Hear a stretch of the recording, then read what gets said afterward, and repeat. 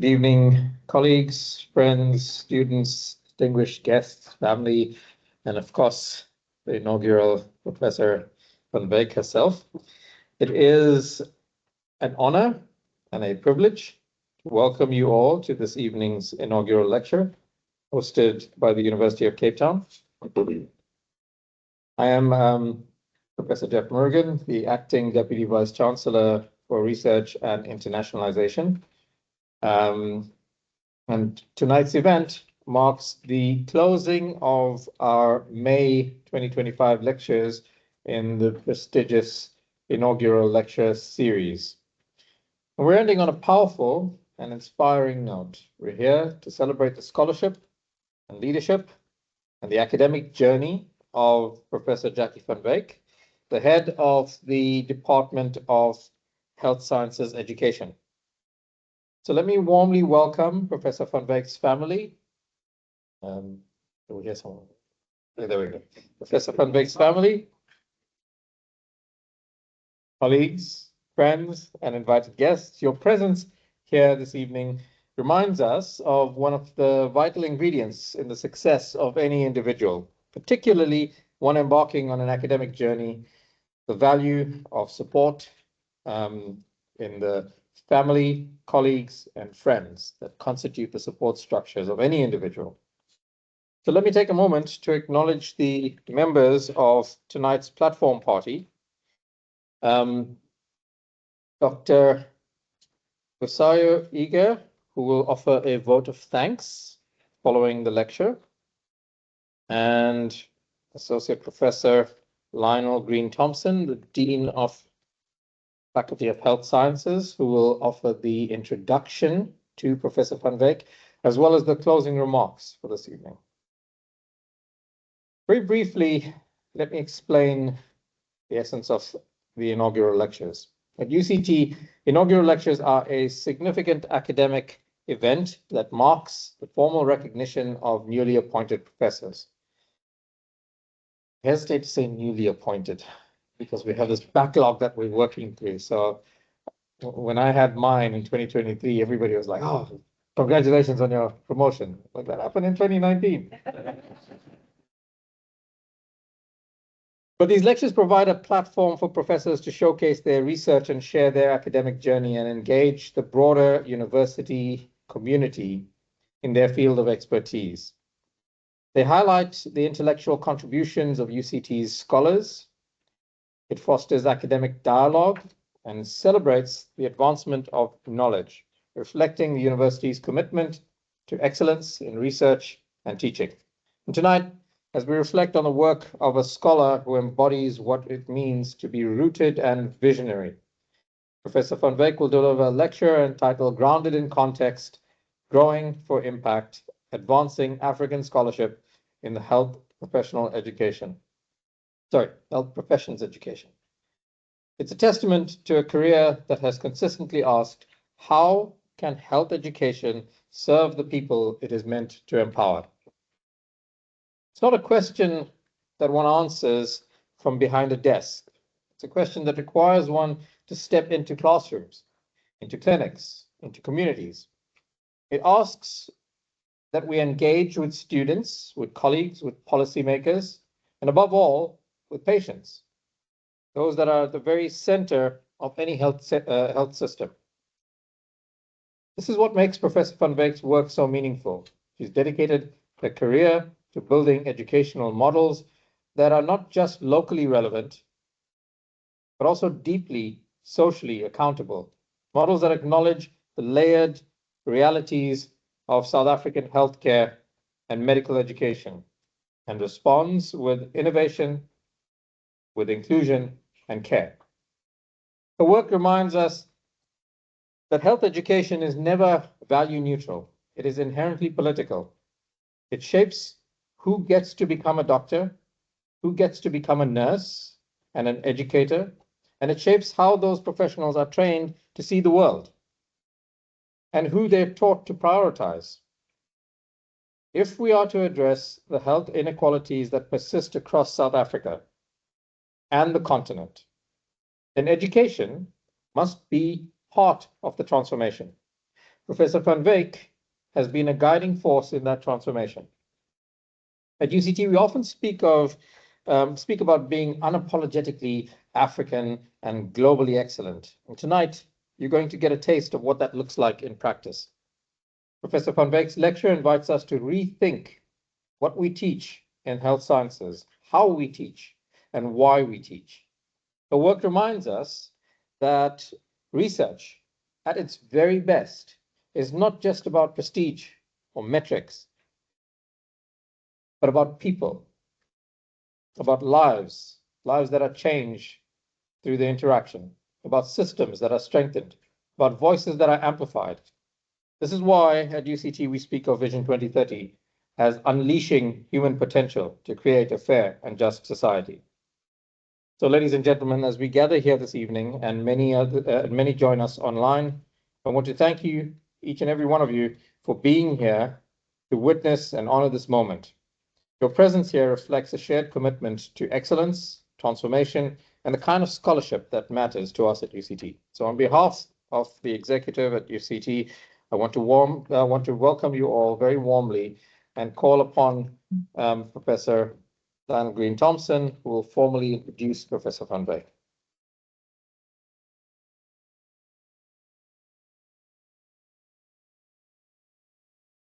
Molweni, Sandonani, Huanant. Jeff's comments segue really well into the comments that I'm going to make this evening. But maybe on behalf of the faculty, let me just say, Wamkelekile apa University yaseKapa. Welkom vanaand aan hierdie geleentheid in die fakulteit van Gesondheidswetenskappe. But this evening, I do want to invoke the words that the original people in this area used to describe this area in which our faculty resides, Kamirodi Khais. This is the word that the Khoi people of that time, in the very earliest time, called this place. And we've also used the isiXhosa word, Indawo Yenkwenkwezi. You may have heard it in the song earlier. And I do that this evening with the specific intention for us to draw from the lessons of those traditional people, those indigenous peoples of the space, who recognize the importance of the stars, not for their own glory, for the enlightenment that they brought on the communities in which they moved, how it guided them in these areas on the slopes here of the Urikwacha mountain. But tonight, as we celebrate an inaugural lecture, we recognize that the work that Professor Van Wyk has brought to this conversation in health professions education itself provides enlightenment in a conversation that's continually ongoing and continually improving. But I want to, in the first instance, just recognize Jacky's family here tonight, her husband Mark, her son Michael and his wife Gracia, and daughter Samantha, whose husband and Shalo is at home looking after Eden. And I make that very specifically because I think it recognizes that very seldom do families come and join us in the space. And so inaugurals are that moment where, in a moment of celebration, we recognize the sources of the work that our people do. I also want to recognize at this point the members of CHED, the Center for Higher Education and Development, who are here because this post is a shared post with the center, and together we contribute to the idea of the educational enterprise. I'm not going to read from Jacky's CV because that's a 25-page document. But let me say this, that Jacky qualified with a Life Sciences Bachelor of Science from the University of the Western Cape. She taught at Worcester Secondary School, which is also the place where she grew up by all accounts. And then she went on to teach at Mbilo Secondary in Durban. But in reflecting on the origins of Jacky in Worcester and her end here at UCT, I want to just recognize this academic arc that goes from being a teacher of high school children to a scholar who deeply engages in the science of learning and teaching for those who would heal our children when they are most vulnerable, and to those who would rehabilitate our kids when they need to come out of an illness period, or perhaps they need rehabilitation for most of their lives thereafter. Her PhD happened in Natal, and now she is the head of department here since 2022. But I want us just to pause a while, because when we grow a discipline, it's often not easy to find its origins. And so this evening is a celebration of Jacky's contribution to the growing of a South African discipline. You've been in this business now for about 25 years, Jacky. At the time, we couldn't recognize health professions education in the South African landscape. And so amongst the people here this evening are other stalwarts who were there at the very beginning, some of whom went in times around Jacky's when she went to one of the first FAMA fellowships offered in Philadelphia. FAMA was the Fellowship for the Advancement of International Medical Education and Research. And there are a couple of people who went to that fellowship and brought back that discipline. But I want us just to think a little bit about when we grow a discipline, we often don't know where the story will end. And tonight is one such celebration. It is the celebration of the coming of age of that discipline, the discipline of a health professions education. My own encounter with Jacky must be at least 20 years ago, but it is in that firmament of SAHI, the South African Association of Health Educationalists, where even then we grew SAHI out of the Western Cape into a more national environment. And all the while, one can hear Jacky's voice speaking into that history, speaking into that promise of a future of a scientific endeavor of which we're all proud now. In 2015, Jacky was awarded by SAHI the Award of the Distinguished Educator. That is an award awarded by the organization which recognizes an individual's contribution to the discipline and practice of health science education. It is an award that unfortunately can only happen once a year and only one at a time, it seems so far, which means that it's quite a rare thing to be awarded that. And so I want to just draw from Jacky's talk that day, because Jacky spoke at a time when SAHI converged with an international movement towards unity for health, and we shared the conference that year. And so I want to give you a few of the things, and I hope I'm not taking anything from her current lecture, but she doesn't strike me as a person who repeats a lecture, so I should be safe. The title of Jacky's lecture on that occasion was Educating for Change Through the Facilitation of Learning. But one of the comments that Jacky makes in those slides is that learning is not something that can be done to us. And I think those of us who walked in various ways along this decades-long journey recognize Jacky's ability to make sure that learning is not happening to people, that learning is a shared journey as each of us grow. But I want to pick up some of the quotations from that talk.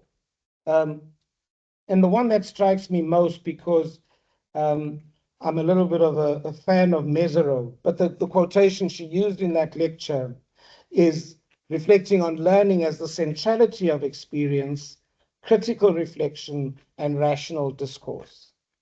And in a discipline, and I speak from medicine particularly, where much of our teaching practice is about legend and folklore, the science of health professions education as practiced by Jacky is really bringing us back to ground. So I want to just draw, as I conclude, a few comments from Jacky's CV. Jacky is a C2 rated scientist by the NRF, the National Research Foundation. She's currently the editor-in-chief of the African Journal of Health Professions Education. Again, a pioneering contribution to the discipline. And I think Vanessa was the first editor of that journal, and Vanessa is with us this evening. But an important contribution as the editor-in-chief there. More recently, Jacky has been invited by the World Health Organization to be a curriculum development advisor. And one of the aims of that project is to create pro forma curricula with clear outcomes for the training of health professionals across the African landscape. There are numerous accolades that Jacky has received over time. Already in 2004, she was awarded the Mary Weston Prize for Research in Medical Education. Jacky has 100 peer-reviewed articles with an H index of 25. She's completed the supervision of 12 PhDs and 9 masters, has a range of students in supervision at the moment, but has presented in numerous forums, both locally, within universities, nationally, and abroad. And so, in concluding then, I want to say, Sithi halala nkosikazi wavele eWorcester, valala. Welcome to Jacky Van Wyk to deliver her inaugural lecture.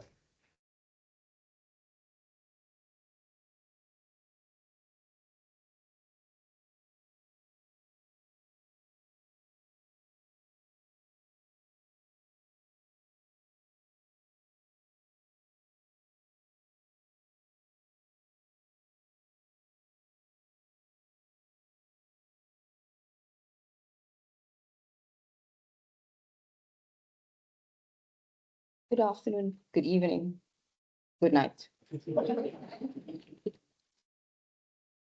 A few months ago, I had the privilege of co-hosting a faculty development seminar, webinar, with colleagues of mine from the University of Stellenbosch and from the University of the Free State. And on that occasion, we spoke about this idea that when scientists or clinical teachers or educators enter the field of health professions education, we always feel there's something missing. We've got a blind side. As an educator, I didn't have enough time in a clinical ward, and therefore I didn't feel as comfortable about writing about some of those things. And clinicians often feel, but they lack the educational experience to cover that part. So we used an analogy of planting a seed, growing a tree, getting the sturdy branches, and then eventually looking at the fruit of those trees to tell how far we've come along. But as an introductory section, we used the idea of looking at a variety of trees to see whether people could find some items in the tree that may personify their values and their roots and the nutrients and the systems that get you going. So for instance, with the baobab tree, it's an African icon that symbolizes resilience and life. Deeply rooted in African culture and ecosystems, it offers shelter and sustenance to diverse species and serves as a communal hub. The marula tree has many spiritual meanings in African cultures, including fertility, healing, and community. It's also considered sacred in many cultures, and nearly every part of the marula tree can be used in some way. There's also the quiver that's very well known for looking upside down, and sometimes some of us just feel as odd pots in some conversations, and therefore we may be able to identify with that. And then the buffalo thorn has zigzag branches with 2 sets of thorns, one hooked and one straight. And some believe that this is how we should live our lives. The zigzag part in the branch reminding us that life is not always straight and that we need to expect things to change at any time. And the hooked thorn telling us not to forget our past, while the straight thorn tells us always to look forward to what the future may hold. Then there's also the silver tree, apparently very difficult to grow. But if you find a nice sunny slope with good rooting soil, then it seems to adapt very well to those conditions. Sometimes I feel a little bit silvery after having spent so much time in Durban. And then there was also the yellowwood, one of those that we used at that occasion. Yellowwood is a symbol of a national pride and legacy, which symbolizes strength and endurance. So with that in mind, we didn't ask people to specifically share how they felt. It was a reflective kind of comment to think about that kind of thought for themselves. And actually afterwards,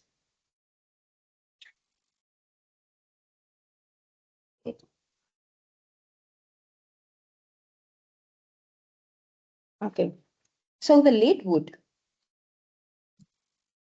after all that thinking, initially I thought, okay, I must be the yellow wood because of the resilience and endurance and all the nonsense that you have to take in an academic life.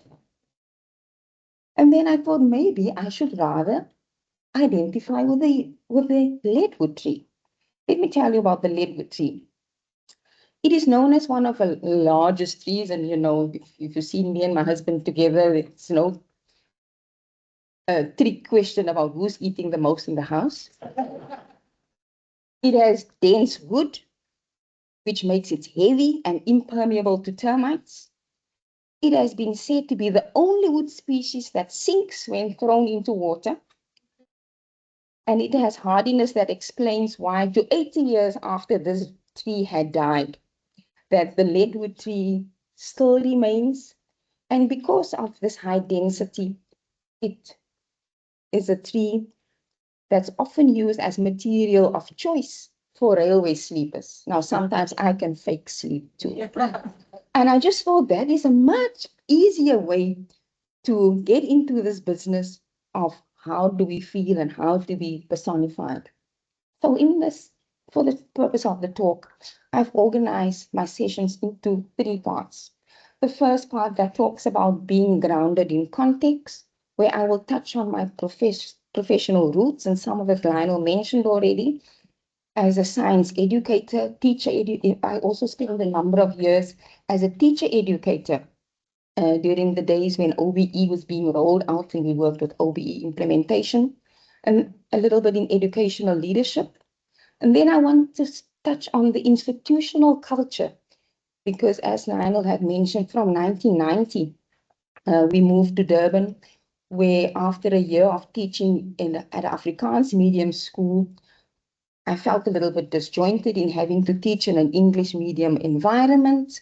And the whole idea about getting used to, just a different schooling system was some of the things that I needed to grapple with. And often I used to ask my husband, but you grew up in English and you went to English medium school. How do you pronounce these scientific terms? Some of the specific ones. And he says, but that was not my business. I didn't specialize in that. So and those were the days before Siri and Google would tell you how to pronounce things. So we had to struggle through it. But I think part of that long walk to freedom and in the classroom and in the trenches sometimes help to hone your skills, not only as a teacher, but also to get in touch with the community that you ultimately would be serving. There's not enough time to tell you about the Oosterville community where that school was located, but the normal so-called colored communities, drug-related crimes, and although I was initially appointed to be a science teacher, when they discovered I could also speak Afrikaans, I became the Afrikaans teacher, the library teacher, and I became the physical education teacher, and we played softball after school. But that's the typical things that happen in community settings. And I think if you stand back for a little bit too long, or you don't get involved, you actually deny yourself the opportunity to engage. Okay. And then this third part about the FAME Fellowship was a unique point in my life. Lionel touched on it, because that collaborations grew not only within the South African context, but also in the African context, and it helped with the international collaborations that stemmed from that, sorry. And then another part that I became entitled to do was this program evaluation work, initially as an education consultant, but also in the African region. So in the context of talking about professional identity, I already mentioned that people often struggle to engender a new profession because it's not automatic. Sometimes we have to find a new way of getting into the business. Sorry. Can I take him off because we're not using this? I'm using it. Yes, you must. Oh, that's not bad. Okay. So professional identity formation in health professions education is a complex and lifelong process. And it integrates personal values and professional roles into a coherent sense of self. And for health professions educators, this process is shaped by social, cognitive, and affective factors. And the social cognitive theory of Bandura of 1986 helps to emphasize the interplay between personal, behavioral, and environmental influences that shapes our identity. And often in educational climates or in school context or community context where we work, we bring a little bit of ourselves to that setting, uh, and the setting in turn allows us some privileges or allows us to grow in some ways. So this slide is just a reminder to explain the 4 steps that people go through, and some of the younger generation teachers in the room may be able to identify with the steps. So in the anticipatory phase, clinician teachers often begin teaching, but they do not yet see themselves as educators. They may have limited confidence and observations of teaching practices. And then gradually, and without these phases being very distinct, people may move into the adaptation and experimentation phase, where through active engagement in faculty development roles and experimenting with teaching strategies, you slowly increase your self-efficacy. And in some cases, people may ask for feedback, or feedback may come informally in any case. In the third phase of internalization and commitment, educators now becomes fully integrated into their roles and the self-concept, and they start developing a specific teaching philosophy about how they prefer to do things, how they prefer to engage, how they prefer to assess and that sort of thing. And they may also develop a specific leadership stance in that space. And then the fourth stage is this development of a scholarly identity and leadership, where there's engagement in educational research and mentorship, and also becoming a role model and advocating for educational excellence. So the reason why I explained to you a little bit of that background was because I thought this busy slide with the tiles will give you a bit of an overview of where health professions educators work as generalists. So I've categorized it. The top line as a student-focused approach, and it's not clear-cut blocks at all. So the student-focused line, some of us may be called to serve on committees where you deal with issues around student access into institutions and the selection of students. And this call about whether we're selecting the right students for the profession is one that keeps coming up. The second tile on top deals with student support. Student support sounds vague in this essence, but as a second year coordinator, I was often asked to not only provide academic support, students also need financial support. Sometimes it's health and well-being, social support. So it's a wide field. And I think it's only lately that institutions have become a little bit more organized around these kinds of issues and avenues. As Lionel mentioned, when we started a number of years ago, you tend to be the one-man band that needed to do a number of things. The third slide has to do with where we send our students for the learning exposures. And that's a specifically thoughtful process, because in the past, most of the teaching happened at university institutions or hospitals nearby. And it became clear that the students didn't learn as much in those settings, but that for authentic learning, that students also needed to see patients and people in community settings. So that became a big issue about where should we rather place them? What would be the best examples of what they can learn from? But of course, that comes with huge expenses because universities are often far located from where the teaching happens or where the community lives. And it brings more complications, but I'm busy just giving you a scope and overview of the field. And then towards the end, people and educators and researchers often become concerned with the issue about, so whether those exposures and the way in which we structure processes actually help the students to learn in that concept and that context. whether they value the learning experience or not. So those, the middle line, have briefly organized around the curriculum focus. Now, in the olden days, in my days, uh, people would often start with a textbook and say, I want to develop a new course, and I'm just going to take the list of the context of the contents listed in this book as subject headings or content that needs to be included in this program. And the students of those days were not as vocal. They, one of the, nah, it's probably not a problem, but the olden days, the students often studied, the people that were successful and got to university, studied textbooks from cover to cover. They developed good memories. And by the time that they got to or get to university, they needed to learn how to understand the information, how to apply the information, how to integrate the information, because just giving book knowledge back didn't suit their needs.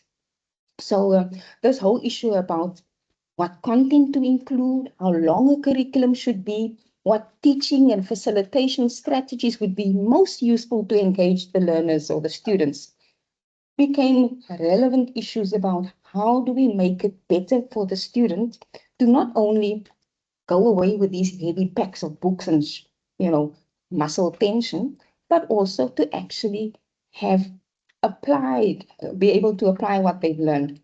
And then, of course, as line about curriculum would not be completed unless we also pay attention to the student assessments, whether students get sufficient summative and formative assessments that tells them how well they're doing, whether this happens in informal places or formal places. And some of you may think it's funny that staff support is also in this line, but often from student evaluations and feedback, we as health professions educators can see that if there are complaints about the same problem or the same topic, that it may not just be a curriculum issue, but it has to do with how we upskill the teachers to simplify their concepts, to try and approach it in a different way. And, you know, hopefully times have changed a little bit. There were times when being a good clinician automatically equated people to be also a good teacher.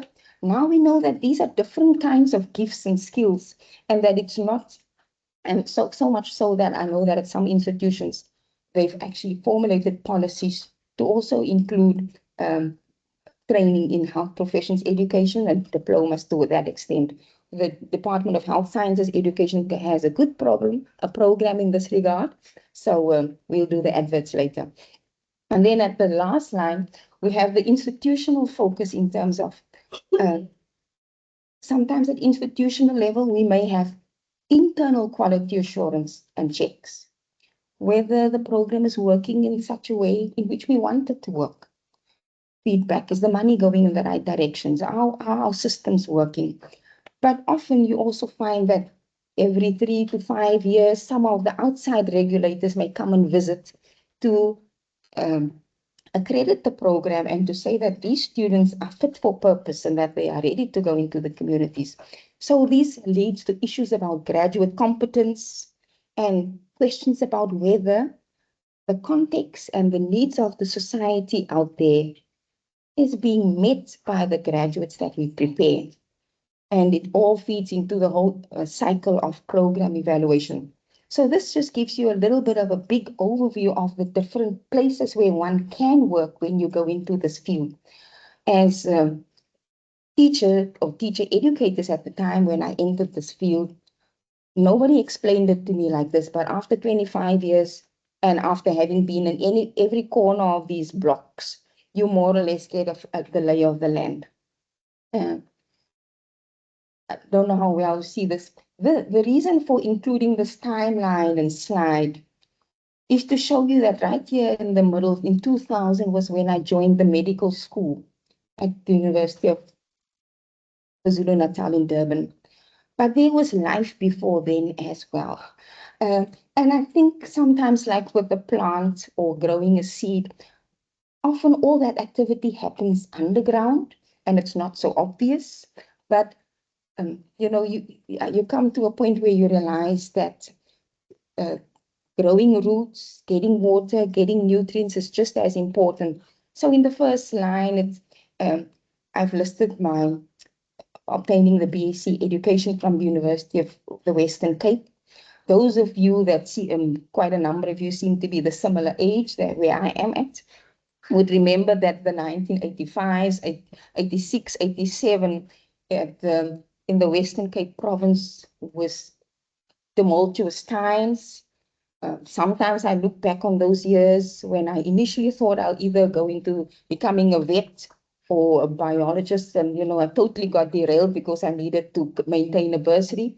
So the best thing that I obtained from those 4 years at the University of the Western Cape was my husband that I met in my second year. Sorry, I'm too honest. Um, and then by 1990, we decided to move to Durban, where I became a science teacher. I did part-time BEd studies during that time at also the University of Natal in Durban. And from that, I moved on to the teacher training college. And I think even though I was only at the teacher training college for 8 to 9 years, that it was a useful experience because that exposed me to going and visiting a variety of schools in the area. And even though I was not that familiar with Durban, student teachers were being placed at a variety of secondary schools. And sometimes we have this idea that excellence is only in the places where you pay the highest student fees and that sort of things. So it's necessary to debunk those myths and address it head on because every classroom is unique to some extent, and the way in which we approach teaching in these settings was very important. So from that time, that was also the phase just after 1994 when policy changes happened in the country, and we had the massive outcomes-based education rollout in schools. And as teachers or lecturers at teacher training colleges, that was also one of the big tasks that we had at the time. So that led to the NMED that I also did mostly at KwaZulu-Natal because I could study part-time at the time. And like I mentioned, I joined the medical school in the year 2000 as an education consultant.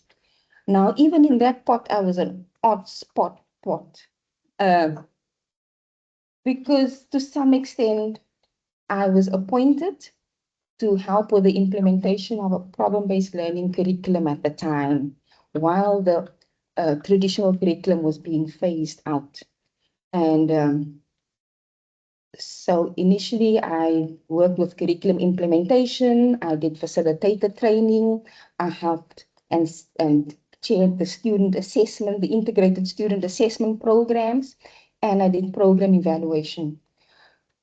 But it's such a funny combination that after a few years, often depending on where the need was, I was given a different title, but it didn't come with a raise in money. It didn't come with any advancements in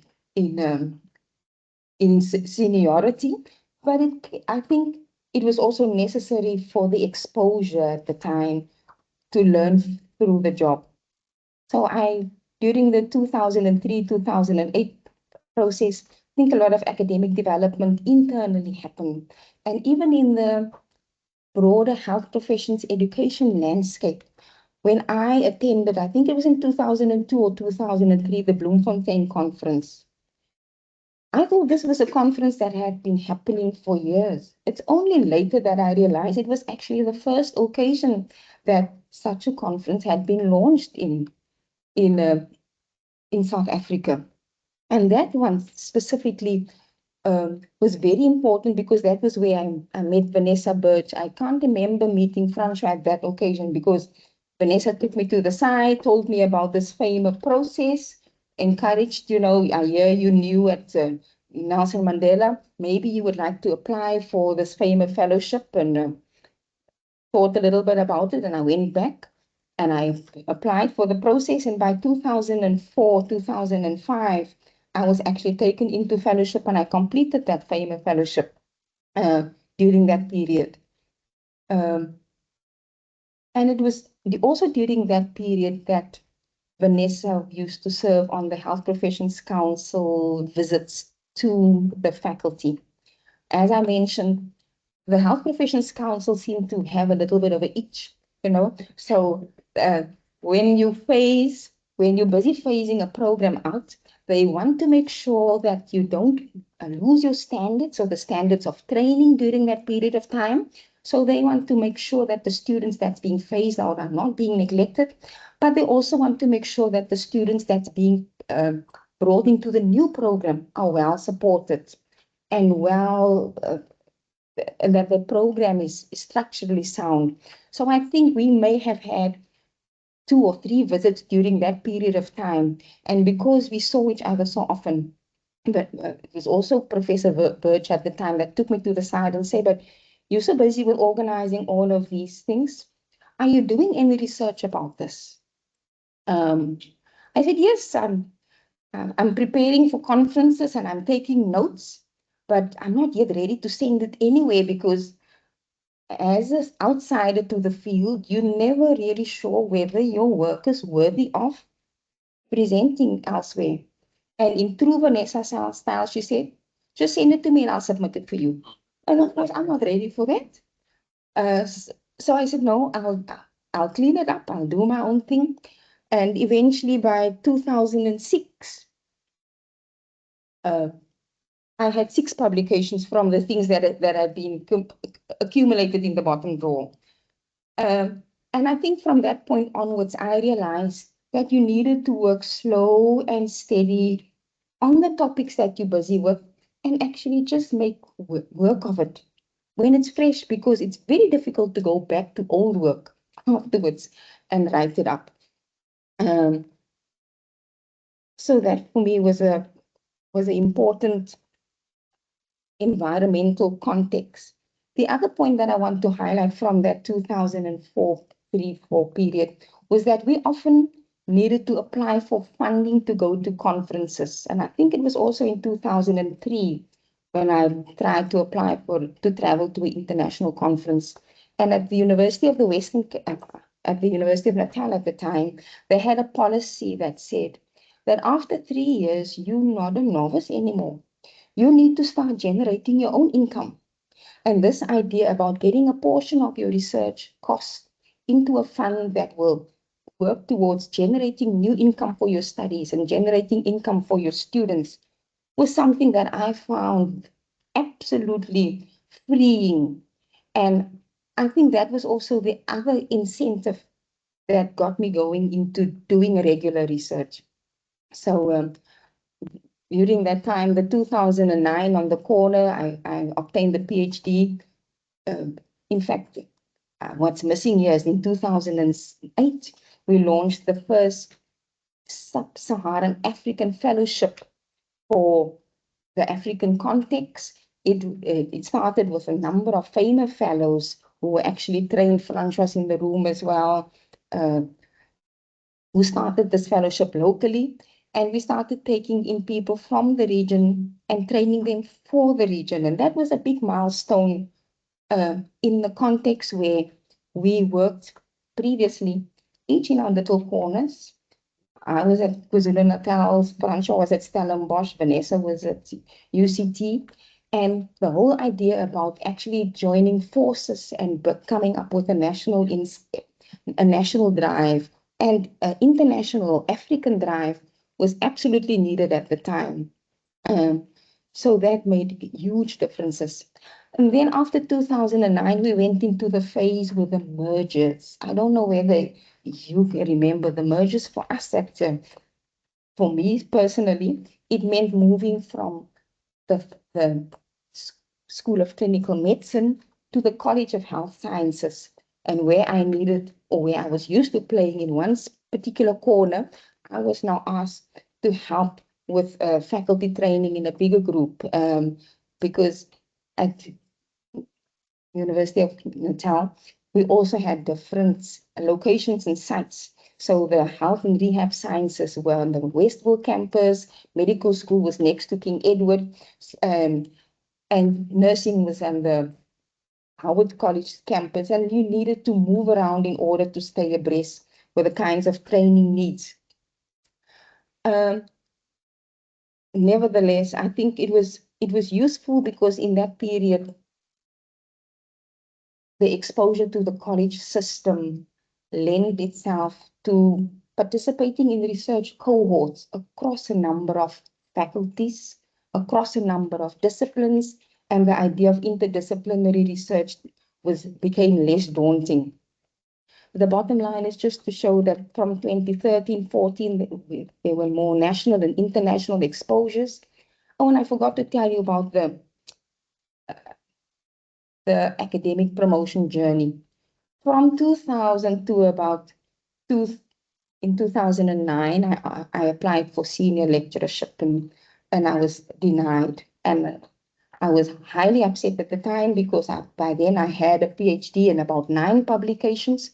And but the difficulty was that people said, but you're not actually teaching students, you're teaching adults, you're teaching staff, and your classes are so much smaller, so you're actually not teaching. Maybe you're just having nice conversations. So 2000, and there was also this preliminary waiting period that you needed to wait 2 to 3 years before reapplying. So 2012, I think I applied again, and it was the same story. Things haven't changed, You're still not doing enough. By then, there were more students, more publications, more irritations.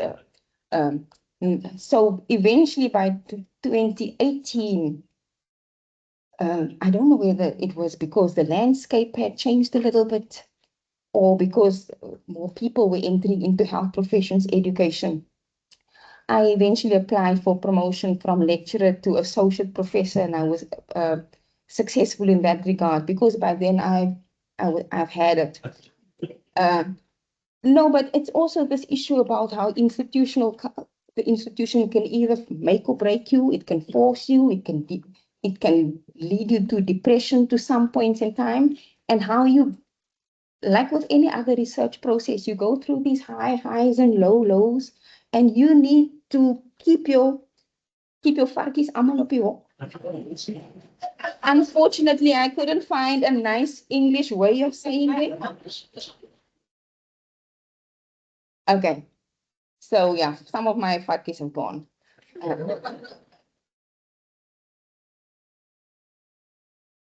So in this phase, I'm not going to bore you with too much detail. I already mentioned the shift in terms of the mergers and what did I leave out? There's nothing specific on this that I didn't mention at all. Towards Unity for Health work, AMI work, the fact that becoming an academic director for SAFRI led to exposures of visiting a number of international countries because of the directorship. And then there's also other parts of your academic portfolio that you have to maintain. And it includes reviewing duties for journals other than the one that you're involved with. Keeping abreast with other programs that's being developed in the field. Often you'll be invited towards doing examiner duties or program assessments. And as I said, I've maintained that over time and maintained various roles in that regard. Sorry. So these images and pictures I've included on purpose because as I mentioned to you about the Health Professions Council's visits, at my previous institution, I was responsible for organizing these visits. And the people that I want to highlight on this specific sheet or slide, sorry, includes people like Prof. Miriam Adikari here next to me, Prof. Fanyana, who used to be the chair at the time, but also people in the school who helped to make these visits possible. I don't know whether you can see Prof. Steve Reed here at the back of the slide. Him and his wife Janet Giddy played a huge role during the establishment of the process. Ed Somerville played a huge role in we called it the School of Undergraduate Medical Education. I think Prof. Modi was the acting dean in that specific period in time. Here on the left at the back is it's now the late Prof. Cyril Naidu, one of the first people to invite me into a research meeting. And I can remember in those days, every Friday afternoon from 2 to 4, we would have a research meeting. And it's with fondness that I have to reflect back on this, because sometimes you don't actually know about the greatness and the leadership and the kinds of mentoring that happen in subtle ways, not non-formal ways, that and on occasions like this. I told you the HPCSA was trigger happy. This was a different occasion. What I want to highlight on this, who I want to highlight is, for instance, Prof. Ntombi Fikile Mishali here on the left. She was a 2008 SAFRI Fellow of ours. Yvette is next to her. Prof. Vanessa Birch, that must have been the umpteenth visit to UKZN. Those were the days when I still had good hair. Now I have to put it under the bonnet. Prof. Adikari and a colleague of mine, Margie Matthews, who later became a PhD student of mine and who was passionate about cultural competence of the students that we teach. She used to teach clinical skills. Margie is already retired at this stage. And Margie's big issue was also the fact that once our students graduate from medical school, they don't necessarily get placed back in the province where they learned or where they studied. They can get placed anywhere in South Africa. And just teaching them one additional language may not be sufficient. But her issue is that sometimes there are cultural nuances that comes with that territory that we should rather prepare them for than just going through the basic questions of when you encounter a patient in that context. So in supervising a master's and PhD, we did a little bit of work on that.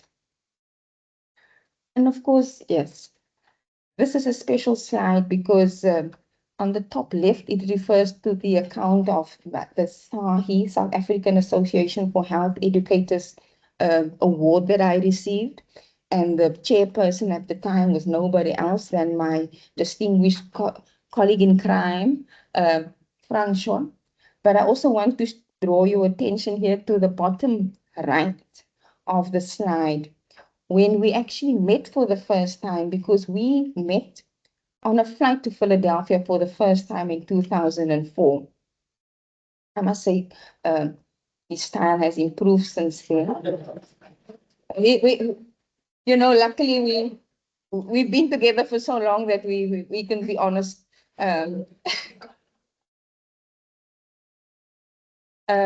So yeah, on the left is the international exposures and fellowships that we've had. And on the top right, I've included one of those occasions where I was invited to co-host. This was at Ludhiana, a FAMA fellowship with Danette McKinley and Janet Grant. And the FAMA exposures to that extent helped to bring us into close contact with people who were writing in the field, who were doing research in the field, and who generously gave of themselves. So I think it was very difficult to come back and want to keep all of that for yourself. I must say that that spirit of sharing and engendered taught me a lot about just we already have good basics. It's just the issue about how to maintain it and keep going. And often when you go into academia, people seem to lose their sense of direction in a different space. And I just want to end this section by reflecting and highlighting the special collaboration that I've had with a colleague of mine from the University of Ibadan in Nigeria. And I first met her as a SAFRI Fellow in 2011. And her project at the time set out to determine the knowledge and skills of final year medical students in managing survivors of violence against women, and to describe the extent to which the violence against women as a topic has been included on the undergraduate curriculums. was a mixed study. It collected qualitative data through a review of curriculum, documents, and focus group discussions. And from that study, we found that the physical, sexual, psychological, and economic abuse was prevalent. Most students felt that it was part of their duty to ask patients about abuse. Students with previous training about violence were more likely to be knowledgeable. In that study, we found that men had better knowledge and skills than women about the topic, although the topic at the time was not included in the medical curriculum. So the students picked up their information from NGOs or religious institutions. And the conclusion from the SAFRI project was that most students were willing to ask patients about abuse, but that they actually lacked the fundamental knowledge and skills to do so. And it recommended that there needed to be a review of curriculum to improve students' knowledge and management of skills regarding violence against women.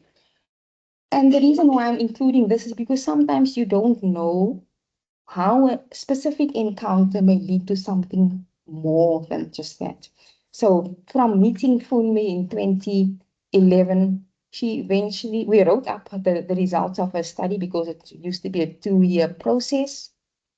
And she came back she graduated in 2018 with a PhD from the university that she had asked me to supervise at the time, and where we delved much deeper into training medical students, actually getting information from survivors about how they would like to be treated, preparing medical students to recognize and respond to gender-based violence, and establishing consensus amongst interprofessional faculty on what to include in a curriculum around gender-based violence. And it showed that a multi-sectoral study like that could be useful in a specific region. So, and her study was unique that it was one of the first to address gender-based violence prevention in the medical training in sub-Saharan Africa. Yeah, there was just this a write-up in the news at the time where Fundi said that she had a pleasant experience, but she was sad that she entered into the PhD at such a late stage. And sometimes we all have little quirks that we may think is unique, but it's actually part of the plan. So in this part of the study of my presentation, I want to focus on this whole idea of advancing African scholarship and highlight a few examples of that. So I already told you about the mergers and how the merger forced me to start working not only in the medical school, but on a wider scale. And then we started more actively growing the health professions forest into a community of practice. And that included connecting previous fellows as mentors and as supervisors and as teachers on SAFRI projects.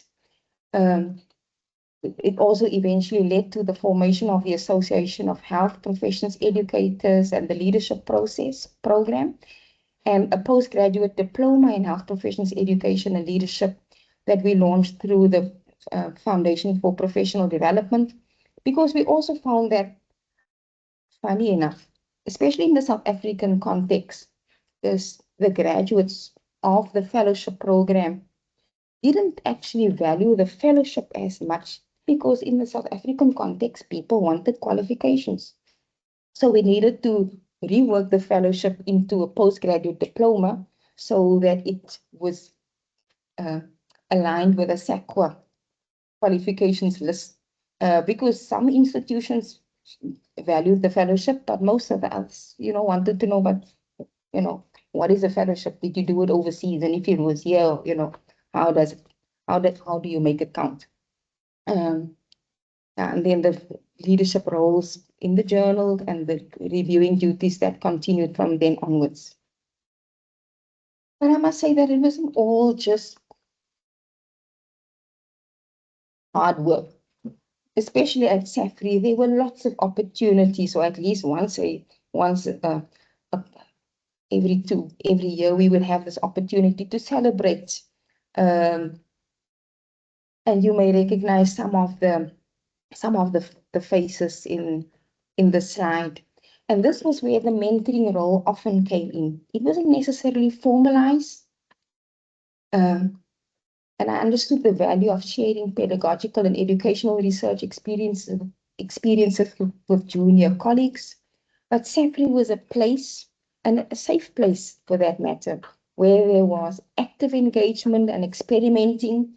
Often new teachers would have been paired up or teamed up with others, and you learned you not only have to be the sole provider of or person that structures a session, because some were better than it at others, but by the team teaching, people actually learn much more. So the safe space and the modeling that happened in that space meant a lot to not only share information, but also share strategies and people became confident within new roles and identities. Um, So I've included the slide, and it's not a complete slide, about some of the SAFRI scholarships that developed, because often SAFRI happened and it wasn't institutional linked. We were a number of people collaborating across, and after we came back from the Philadelphia session, we launched this process that looked into the career intentions of medical students trained in 6 sub-Saharan African countries, and that was a huge undertaking. So that was published in 2011 with the help of Professor Burge, that was the first author.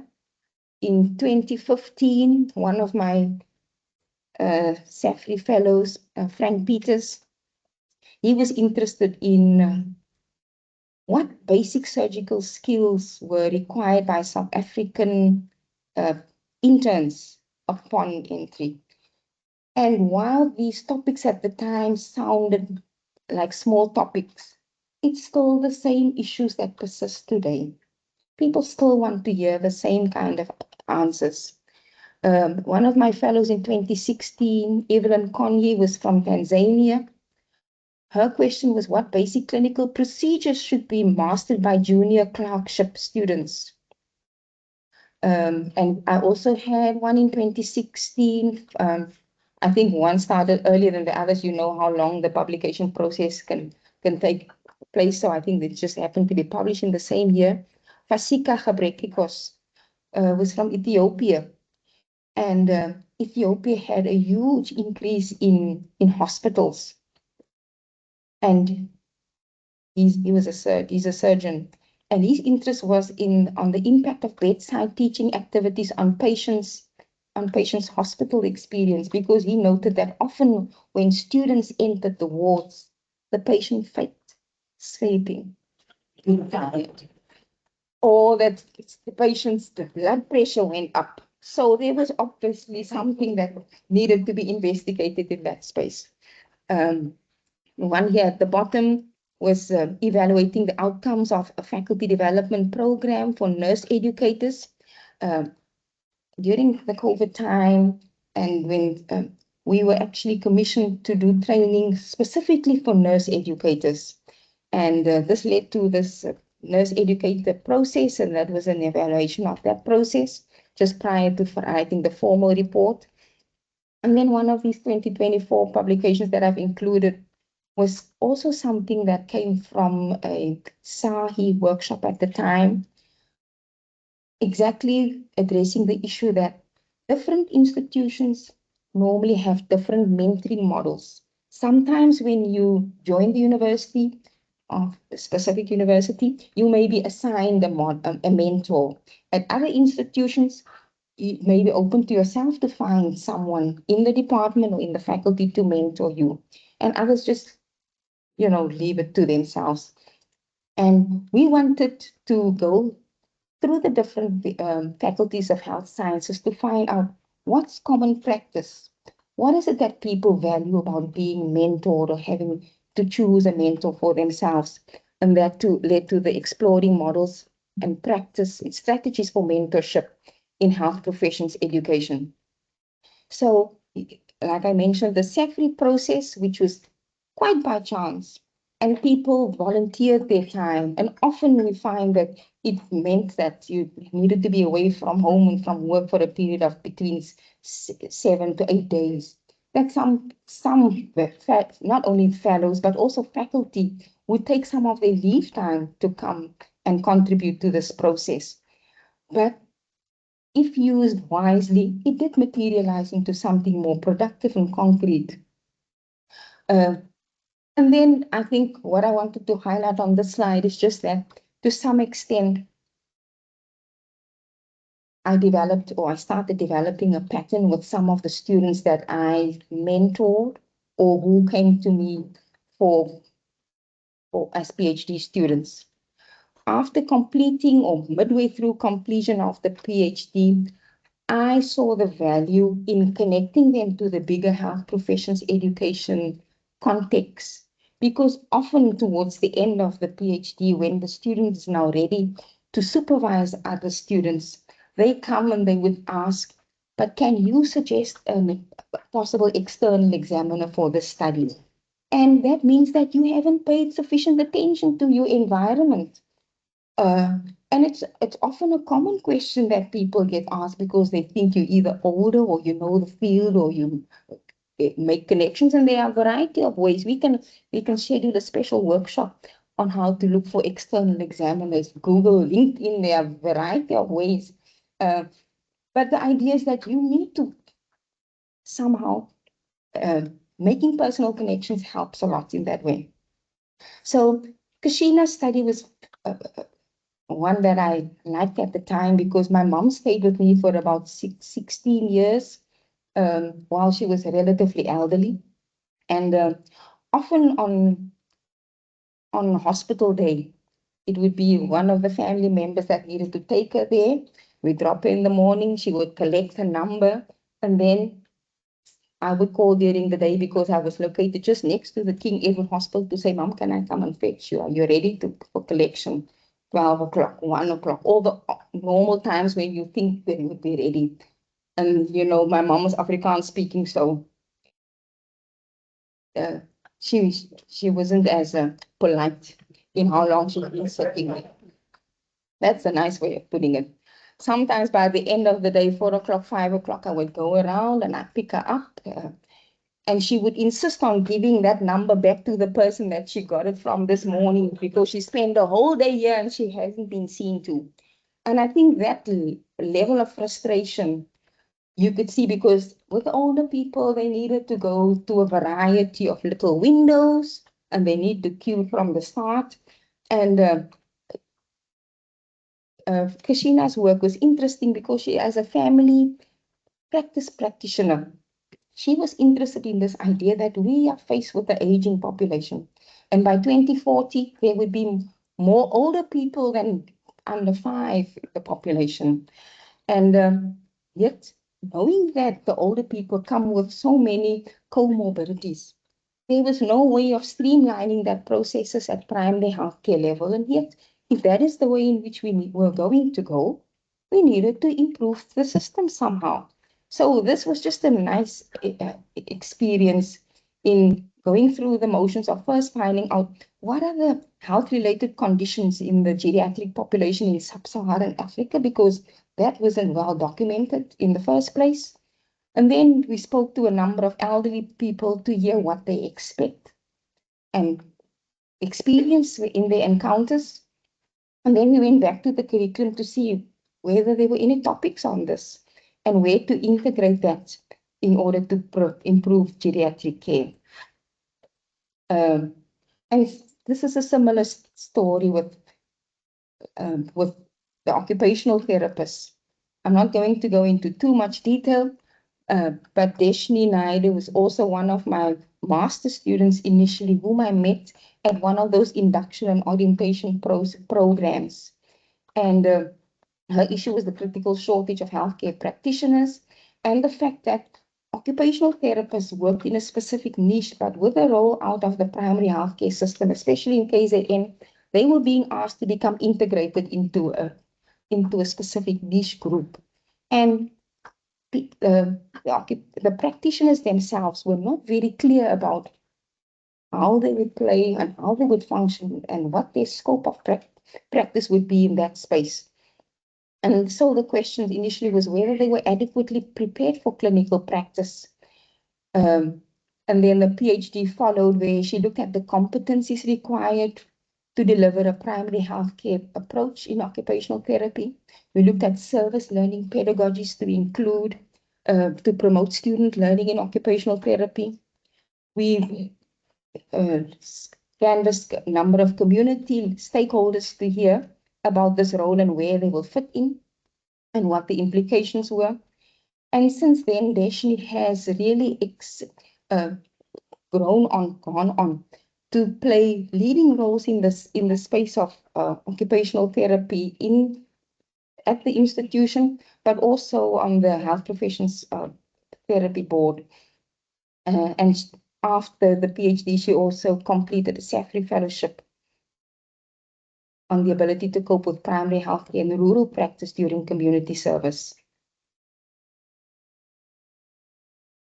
This is one of the examples where my pediatric student is a qualified pediatrician, but as a PhD student, he was highly concerned about whether graduates or interns were interested in following careers in primary healthcare or even internship.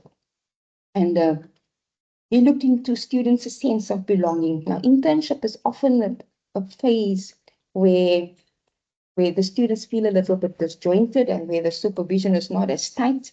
So in this case, we compared international and South African work-based assessment practices, especially in the medical interns space.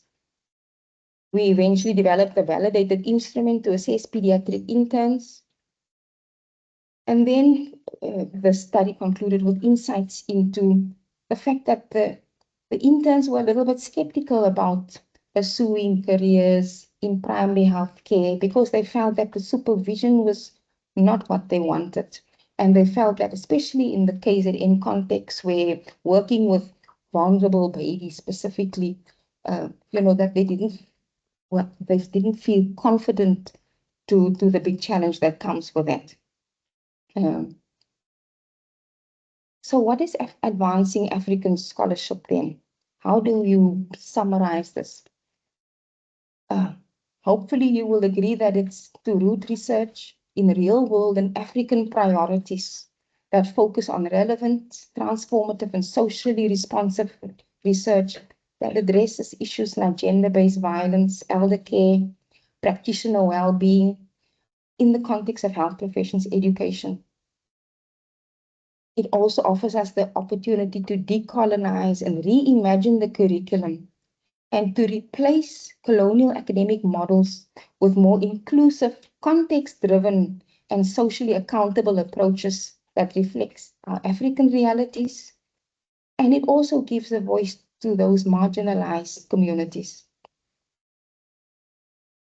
And then it means to mentor and mobilize for impact. That you use the opportunity to advance African scholarship by mentoring researchers and translating research into practice, and by fostering interdisciplinary collaboration for African solutions, and build ecosystems of scholarship. And that would cultivate new generations of scholar educators equipped and inspired to lead transformative change in this context and space. So what's the next issue that we need to address? Like I mentioned earlier on, actually more of the same. There's still a critical shortage of healthcare workers.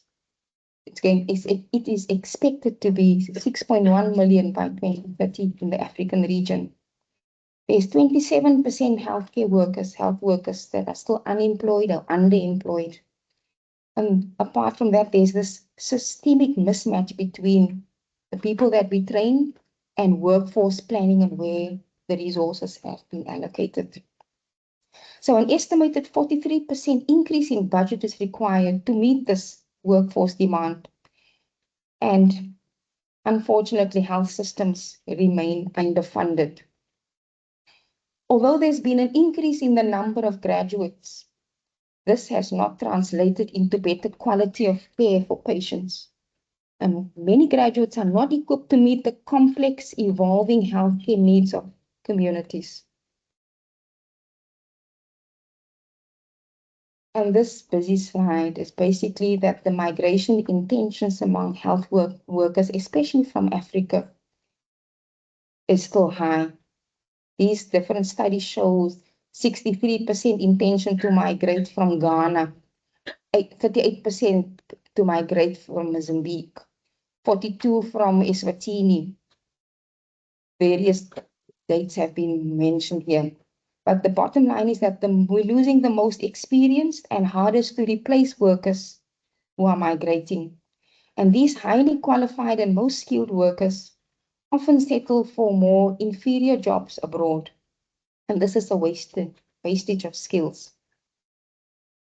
And health professions education departments such as ours have been identified as possible places where changes can be made by either focusing our research or our capacity development or our work and service towards addressing these issues. Some of the service work that we do is, for instance, in adapting curricula to context and find evidence for the suggestions and recommendations that we have, to promote social accountability and community orientation, to make sure that there's a prioritization towards primary health care and including underserved areas, that advance equity and inclusion, that there's a need to train the right workforce and in adequate numbers, and to leverage the digital education for training health professionals and their teachers. In the area of capacity development, faculty development helps to strengthen regional and international partnerships. There's also opportunity to reform institutions and their policies towards an integrated workforce development. And then the research focus is all of the above, using new information for knowledge generation, evaluation and informing practice, advanced educational scholarship, because only if we do research in these areas and we actually publish it, do we get that footprint that African and South African researchers so often use. Often the study says that we would like to know more about this, but very little has been published in low middle income country context or in South Africa. The only way in which we can address that is to actually look, systematically study and publish that work. And I'm trying to inculcate that message, especially to the juniors and the people that I mentor, that you cannot go to a conference and come back and think that that's the end of it. You have to take it further into a publication. Otherwise, it was just a very expensive outing.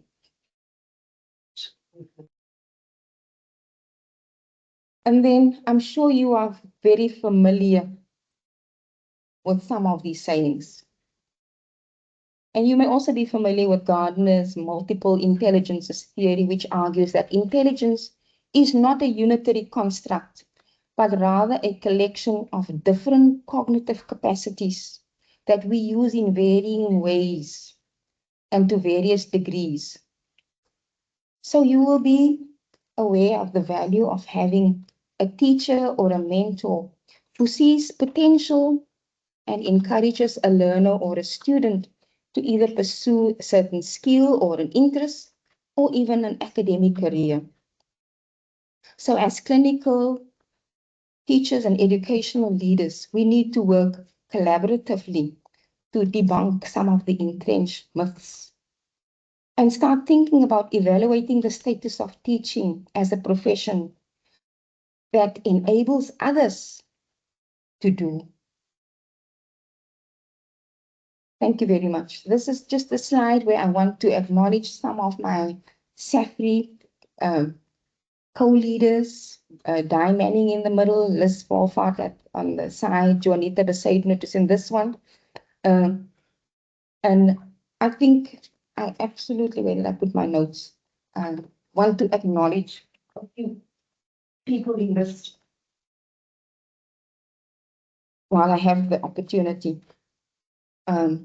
Want to acknowledge those of you who have traveled the long road with me. And of course, my sister-in-law said I must make sure that I mention her. I missed a few family gatherings. I must tell you about the Van Wyks and their family reunions. A few too many, according to me. So thank you very much for having traveled and contributed, Linda and Sydney, Brenda and Hewitt. Um, my sister, Irene Roy is online and she's listening from the University of Fort Hare, where she's also an educator. My sister Lynette and Gordon for being here, my brother Denzel, my children and their spouses that has traversed this trajectory.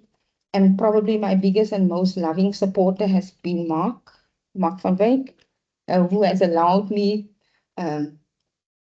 quite a bit of space to be who I needed to be at times, who encouraged me when through the downs and the ups. And then I think I have to include a special thanks towards my department of my new family health sciences. For a long time when I started to reroute in Cape Town, the issue was, how long does it take? And it's yeah, I still didn't let go of the ND registration, but at least I'm happy and I'm settled into the department. They become family, and it it is absolutely necessary to acknowledge the support from the people in that regard, because often I think communication is the most important part of getting past those initial struggles, and sometimes it's advice about what to wear and where to buy, and and the most practical advice that I got was you can't hide for the 6 months that it's going to be winter. You're going to miss half the year. Uh, so that I've taken on. Um, and then, like I mentioned, special recognition to Prof. Miriam Adikari and a number of late professors, Madiba, Prof. Sturm, whose leadership influenced me during that walk. There's also Prof. Michelle McLean, who had a passion for health, who has a passion for health professions education, and she was one of those earlier influences, and she also co-supervised my PhD. I've mentioned Prof. Vanessa Birch, who sometimes very quietly but not so subtle will get you going in the right direction.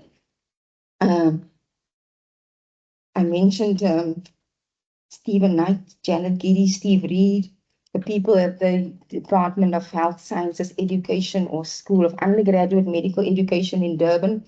It really took a team to launch that process and program and to evaluate it thereafter. And there's the extended Famer family and the Safri family. And the reason why we call it family is because after so many years, you can't tell the two apart anymore. Um, so I have to also ask forgiveness for being as blunt as I sometimes are with Francois, who's my other adopted brother. Um, Let me see if there's the African Journal support list. I had Liz Wolfert, I mentioned the Foundation for Professional Development Support, Gustav, that's helping with the program there. And then there's the APAL members and a constant team that we often call on: Abigail Dreyer, Leanne Michaela, Guy Manning, Liz Wolfert, Gustav, Werner Cordier, Champion Leone. And then last but not least, my SAHI faculty development special interest team along. It's a SIG, but you wouldn't know. You think I'm just off topic, special interest group. Lynette van der Merwe and Rhoda Meyer, who has helped to keep the SAHI work in faculty development sphere going. And often when I look back and I say, but you can't just make a living from faculty development. And I think that all-rounded balance is often necessary to think about where next, where else, and to make it a happy time. Often say we spend too much of our time at work to be unhappy there. So thank you so much for coming out on the school day and for your engagement during the SIG process. Thank you, Prof.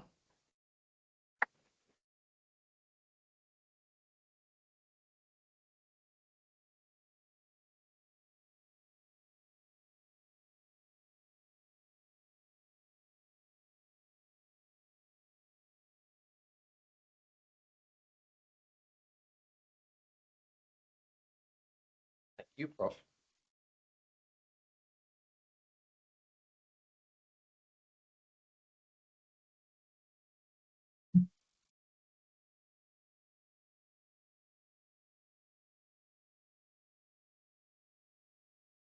Thank you very much.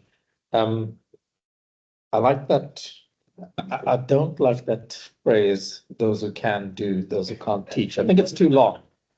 I think you can concatenate it and say those who can do, comma, teach. So what I did there. Ladies and gentlemen, it gives me great pleasure to call upon Dr. Eager to deliver the vote of thanks.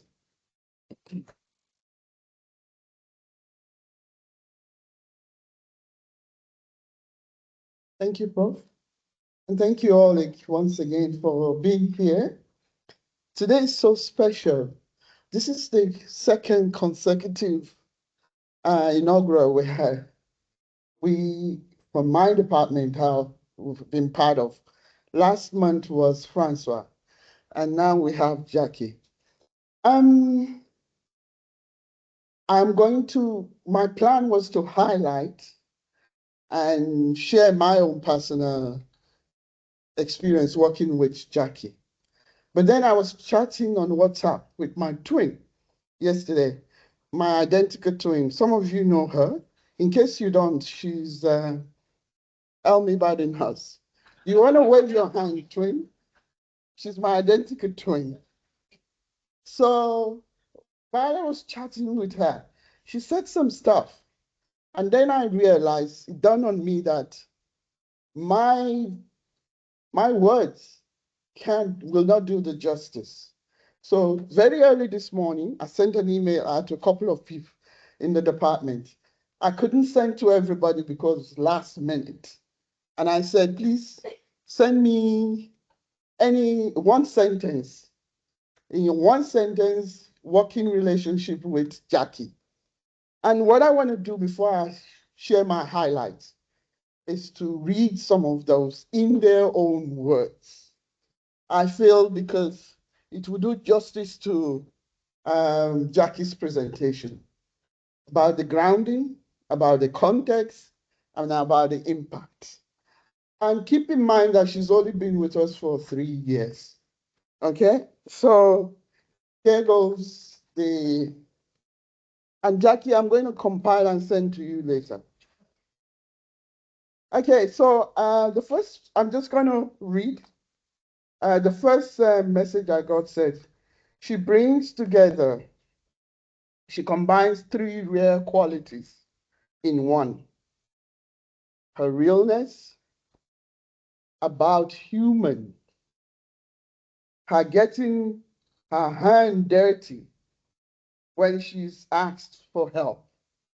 And thirdly, her very wise way of using her expertise, free of ego that's, might surround her position. So that was the first. The second person said, Jackie is someone who embodies excellence, expertise, and practical know-how. Because of whom she is, warm, encouraging, she shows me that I can be a wife, a mother, a teacher, a researcher. It doesn't have to be one or the other. And then by the way, before I go on, this is now a sample from both academics and past staff, permanent staff, and contract staff. So I try to be representative of the department.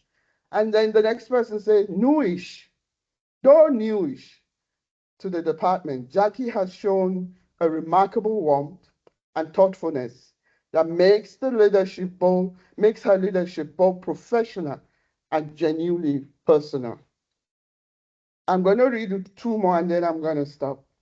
The next person says, Jackie has always been a kind, warm-hearted, and supported leader who encourages us to grow both personally and professionally.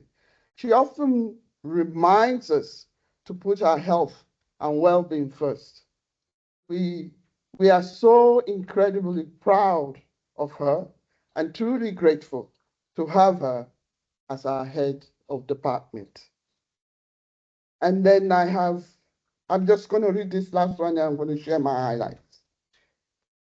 Professor Jacky Van Wyk is an exceptionally brave and selfless leader, unafraid to tackle difficult, often unpopular, but necessary issues, and remains one of the most approachable and supportive leaders I could ask for. Her leadership style and mentorship have equipped and empowered me in ways I could never have imagined. Thank you, Professor Van Wyk.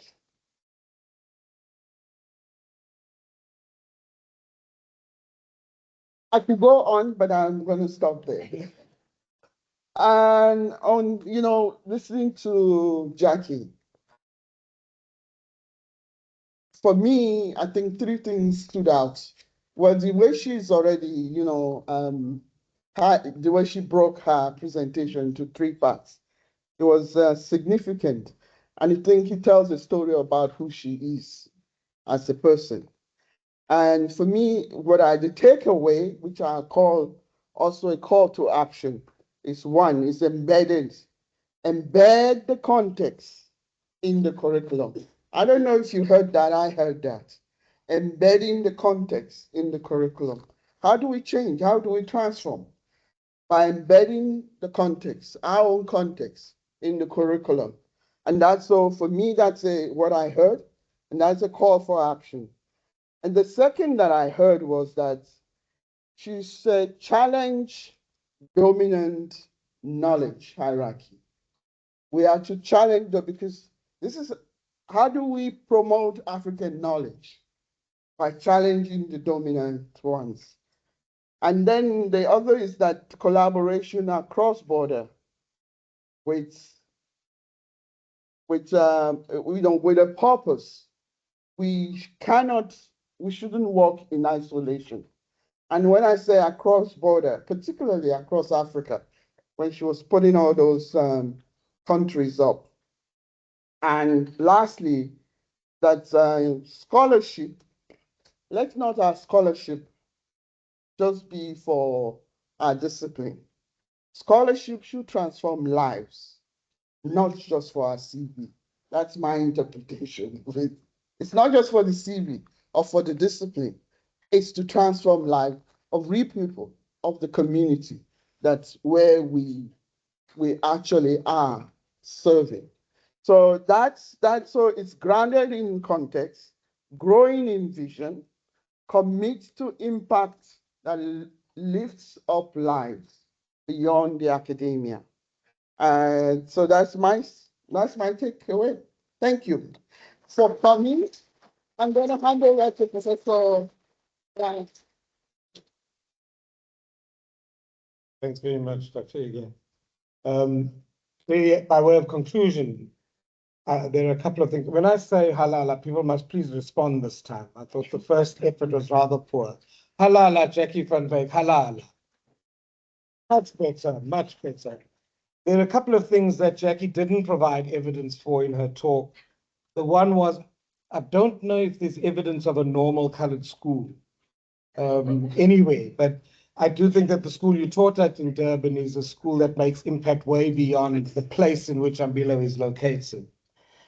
And then the idea that you taught, I can just imagine them recognizing that you taught in Afrikaans, because in KZN, that level of Afrikaans is next level. So I want to just acknowledge the impact you are making there already. But I think one of the things you did provide evidence for this evening was the fact that good things do come from the University of Western Cape.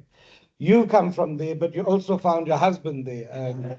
So clearly there's something good going on in the University of the Western Cape. But I also recognize that you, Francois, and I are caught in that difficulty of old work that you were describing, I thought, when you said, get done with things quickly rather than later. But I want to just say, Jacky, I don't think it would be appropriate that a colored woman leaves a talk without commenting on hair. And I do want to recognize just how your hair evolved over time. And I'm going to look at it again when you take the bonnet off. But colleagues, my role here is just to say thank you again to Jacky from the faculty's point of view. for a really resounding contribution to a story of many parts, to an exceptional career, and the story in many ways of a discipline. And then just to invite you to share dinner with us, that if you don't eat the food, I'll have to account for inappropriate expenditure. So if I can ask you to stand and wait until the procession leaves, and then you can join us outside for dinner.